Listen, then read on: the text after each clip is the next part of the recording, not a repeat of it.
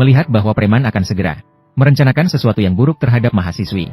Pemuda di samping segera menendang wajah preman dengan keras. Melihat ada orang yang berani merusak rencananya, preman itu marah dan panik. Segera memanggil anak buahnya untuk mengajarkan pelajaran kepada pemuda itu. Namun pemuda itu sudah berlatih bela diri sejak kecil. Belasan anak kecil tidak ada artinya baginya. Dalam beberapa gerakan, ia berhasil menjatuhkan beberapa orang. Sementara itu, ayah pemuda itu melihat kejadian tersebut. Segera mencegah anaknya.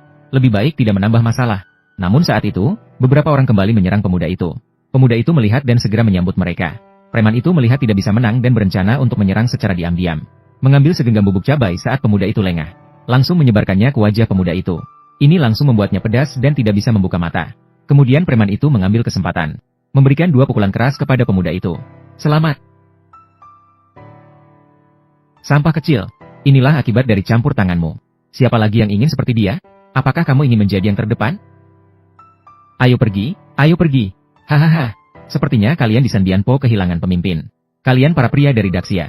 Semuanya pengecut. Pria Daxia tidak memiliki tulang lunak. Tulangmu keras, ya? Pukuli dia. Patahkan tulangnya yang keras. Ya. Berhenti. Saat itu, ayah segera menghentikan. Dan meminta maaf kepada preman atas nama putranya. Mengakui bahwa mereka hari ini tidak seharusnya campur tangan. Setelah kata-kata ini keluar, langsung menimbulkan ketidakpuasan putranya. Apa kesalahan saya? Kenapa kamu meminta maaf untukku? Ketika saudara sebangsa dalam kesulitan, apa tidak membantu? Ketika suku lain menganiaya, apa tidak peduli? Betapa aku berharap ayahku adalah seorang pria seperti pemimpin, dan bukan seorang pengecut yang lemah. Tanpa disadari, di depannya, ayah yang sangat lemah ini adalah orang yang telah dia kagumi selama bertahun-tahun. Pemimpin dunia persilatan. Dan alasan dia bisa menjadi begitu penakut dan cemas hanya karena 18 tahun yang lalu, seorang pria yang menguasai wilayahnya ditakuti oleh musuh. Maka mereka pun menculik istrinya sebagai ancaman. Ketika pria itu tiba, tidak pernah terbayang, musuh justru membunuh istrinya dengan kejam. Sebelum istrinya meninggal, menasihati pria untuk tidak lagi berkelahi dan membunuh, agar anak-anak mereka bisa tumbuh dengan aman. Sejak saat itu, pria itu merasa sangat bersalah. Dia mengikuti pesan terakhir istrinya, dan sejak itu mengasingkan diri, sendirian di pinggir jalan, mengelola sebuah warung bakar, membesarkan anaknya menjadi dewasa. Namun, pada hari itu, sekelompok preman datang ke warung mencari masalah, dan anaknya yang sejak kecil memiliki rasa keadilan, tentu saja tidak akan membiarkan orang lain mati. Tetapi ayahnya justru dengan pengalaman hidupnya, menasihati anaknya. Kamu bukan seorang pemimpin, tidak memiliki kemampuan seperti dia yang bisa berdiri tegak. Kamu sudah tua, tulang punggungmu sudah melengkung. Aku tidak menyalahkanmu, tapi aku masih muda. Jika aku melihat sesama dianiaya oleh orang asing dan tidak berbuat apa-apa, lalu apa harapan untuk masa depan orang Sia? Mereka semua sedang dipukul. Masih bicara omong kosong. Ingin belajar dari satu kakak, harapan orang Sia, kan? Maka aku akan menghancurkan harapanmu. Cukup, orang tua. Kau juga ingin mati? Aku bilang cukup. Apa kau tidak mengerti?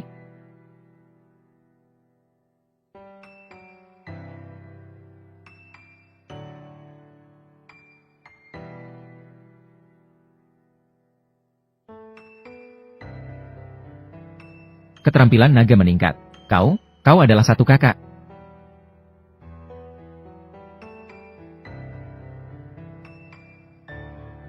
Ayah, kau benar-benar. Selamat. Tadi aku sudah bersabar di mana-mana. Bukan karena aku takut masalah, tapi aku sudah berjanji pada ibumu, Sikat Pendek 8, tidak bisa membiarkanmu terlibat dalam semua kekacauan ini. Tapi sekarang, sekelompok sampah ini begitu agresif. Hari ini aku akan memusnahkan mereka semua. Pukulan yang dia lakukan barusan. Drama pendek Suanyan. Benar-benar mirip dengan keterampilan naga meningkat. Drama pendek Suanyan 8. Apakah dia benar-benar satu kakak? Tidak mungkin. Orang legendaris seperti dia. Bagaimana dia bisa merendahkan diri membuka warung makan? Dan masih begitu payah. Suanyuan drama pendek dia. Hanya saja itu adalah orang tua yang kuat sedikit. Masih berani menyerang saya. Saya akan membunuh seluruh keluargamu. Sekelompok ayam kampung dan anjing liar. Tidak perlu khawatir. Istirahatlah dengan baik. Serahkan selanjutnya padaku. Metode yang kejam. Kenapa masih bengong? Bunuh dia untukku.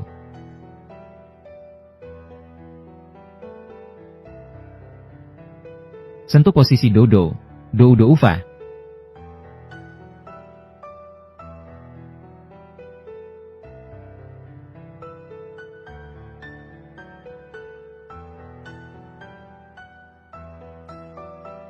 Kamu tidak bisa membunuh saya. Saya adalah wakil pemilik Wanglong Villa. Meskipun kekuatannya besar, apakah bisa lebih besar dari langit, kakak? Langit di Sandianpo selamanya milikmu. Saya dan saudara-saudara akan menyebar ke berbagai kekuatan. Mengendalikan Sandianpo atas dan bawah. Menunggu kakak untuk kembali ke dunia. Menunggu kakak untuk kembali ke dunia. Apa yang kamu katakan? Langit, biarkan saya memanggil seseorang. Kamu yang di Jalan Sia, yang membuka warung makan sampah. Hanya saja kamu mengalahkan beberapa anak buahku, lalu mengaku sebagai Raja Sandianpo. Kenapa kamu tidak bilang? Kamu adalah yang terkuat di Sandianpo. Hahaha, hahaha. Apakah aku pernah bilang aku bukan? Apakah dia kakak tertua di Sandianpo? Baik. Sangat baik. Aku percaya kamu adalah yang terkuat di Sandianpo. Karena identitasmu sangat hebat. Apakah kamu berani? Biarkan saya memanggil seseorang. Silakan panggil saja. Aku ingin lihat, apa jenis sampah yang bisa kamu panggil.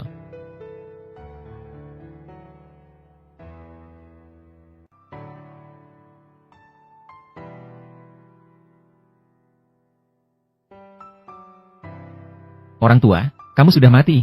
Orang-orang dari perkumpulan naga hitam akan segera hadir. Cahaya hanyalah salah satu cabang dari Black Dragon Society.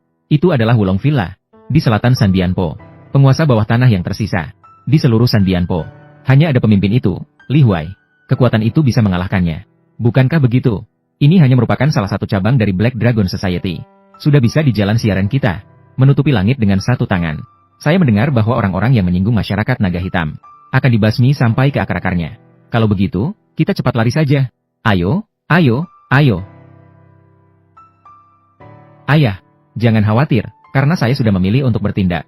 Di 3 lereng, tidak ada yang bisa menjadi musuh saya. Sangat lucu, kamu benar-benar menganggap dirimu, ketika menjadi raja di Sandianpo, hanya dengan kemampuanmu yang sedikit ini, masih berani berbicara sembarangan. Kengerian masyarakat naga hitam. Akan segera kamu lihat, perkumpulan naga hitam sungguh menakutkan. Saya memang ditangkap oleh mereka dan dibawa ke kota Mian. Mereka banyak dan kuat. Ini adalah raja lokal di Sandianpo lagi. Ayahmu sekuat apapun tidak akan bisa bertahan. Mari kita cepat pergi. Lari. Apakah bisa melarikan diri? Jika sekarang berlutut dan mengakui kesalahan, mungkin masih bisa selamat. Jika tidak, saya pasti akan membuatmu mati tanpa tempat bersemayam. Saya ingin melihat, di 3 lereng, siapa yang bisa membuatku mati tanpa tempat bersemayam. Tentu saja itu saya.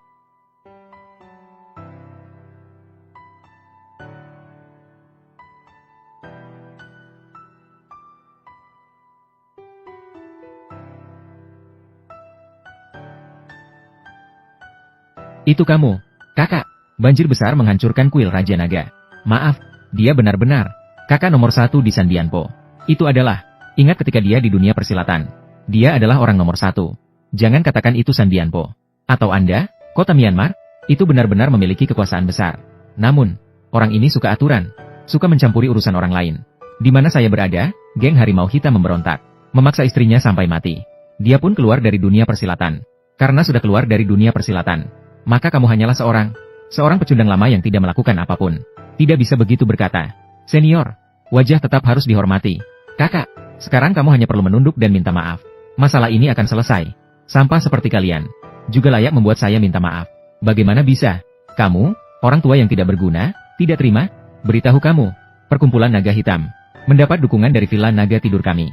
Dukungan penuh, seluruh Sandianpo, kecuali pemimpin, Li Huai. Mereka adalah kekuatan terkuat. Dan kakak berbekas luka, adalah perkumpulan naga hitam. Pemimpin cabang, di jalan siaren yang kecil ini. Bisa dibilang seperti membalikan telapak tangan menjadi awan. Membalikan telapak tangan menjadi hujan. Kamu keluar dari dunia ini. Pemimpin selama 18 tahun. Sekarang siapa yang masih mengenalmu? Kamu seorang diri. Bisa bertarung, lalu apa? Anak buah kakak berbekas luka. Memiliki ratusan orang. Menghancurkanmu. Seperti menginjak kutu busuk. Sesuai dengan maksudmu. Jika aku tidak ingin seperti kutu busuk. Jika dihancurkan, harus meminta maaf kepada kalian. Kenapa? Akhirnya mengakui kalah. Meminta maaf boleh saja. Tapi itu tidak cukup. Aku menginginkanmu. Menggunduli gadis ini dengan tanganku sendiri. Mengirimnya ke bawah pinggangku. Jangan. Anakku baru saja berkata. Gadis ini kami jaga. Baik, pemimpin memang pantas disebut pemimpin. Sampai saat ini, masih menyelamatkan gadis. Lalu saya akan mengubah pendekatan saya. Aku membuatmu seperti 18 tahun yang lalu. Berlutut dan sujud, meminta maaf kepada anjing gila. Saya suka ini. Berlutut dan sujud, minta maaf padaku. Aku membuatmu berlutut. Jangan berlutut. Berlutut seperti 18 tahun yang lalu. Kalau begitu, cepat berlutut. Baik. Begini cara berlutut, kan? Apakah kamu berani? Begini cara sujud, kan? Saya Vila Wolong, pemuda pemimpin. Kamu tidak ingin minta maaf, tapi tidak apa-apa. Bagaimanapun, aku juga tidak berniat memaafkanmu. Apakah kamu berani memukul di hadapanku?